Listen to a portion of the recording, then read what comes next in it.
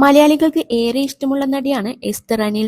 ബാലതാരമായി സിനിമയിലെത്തി പിന്നീട് യുവനടിയായി വളർന്ന താരം ദൃശ്യത്തിലെ അനുമോൾ എന്ന കഥാപാത്രത്തിലൂടെയാണ് പ്രേക്ഷക ഹൃദയങ്ങളിൽ ഇടം നേടിയെടുത്തത്. അജി ജോണിന്റെ സംവിധാനത്തിൽ പുറത്തിറങ്ങിയ നല്ലവനാണ് താരത്തിന്റെ ആദ്യ ചിത്രം.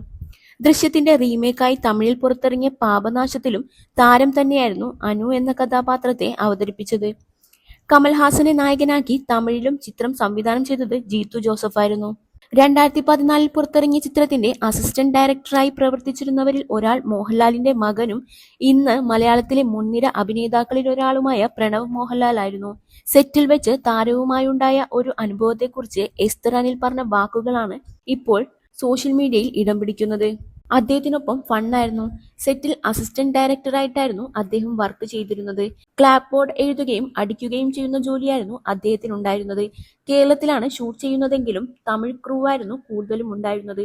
മോഹൻലാലിന്റെ മകൻ സെറ്റിലുണ്ടെന്ന് അവർ എങ്ങനെയോ കേട്ടു. അവരെല്ലാവരും അദ്ദേഹത്തെ കാണാൻ വേണ്ടി വളരെയധികം എക്സൈറ്റഡ് ആയി.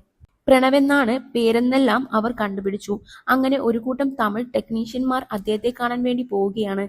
എന്ത് ചെയ്തിട്ടും കാണുന്നില്ല. അങ്ങനെ അവിടെയുള്ള ചേട്ടനോട് ചോദിച്ചപ്പോൾ നിലത്തേക്ക് ചൂണ്ടിക്കാണിച്ചിട്ട് ഈ ഇരിക്കുന്നതാണെന്ന് പറഞ്ഞു. മുടിയൊക്കെ നീട്ടി നിലത്തിരിക്കുന്നുണ്ടായിരുന്നു. ഒരു കീറിയ ഷർട്ടാണ് ഇട്ടേക്കുന്നത്. ലാലേട്ടന്റെ പഴയ ഷർട്ട് എന്തോ ആണ്. മിക്ക ദിവസങ്ങളിലും അതാണ് ഇടാറുള്ളതും. നീളമുള്ളതുകൊണ്ട് അതിന്റെ അറ്റമെല്ലാം കീറിയിട്ടുണ്ട്.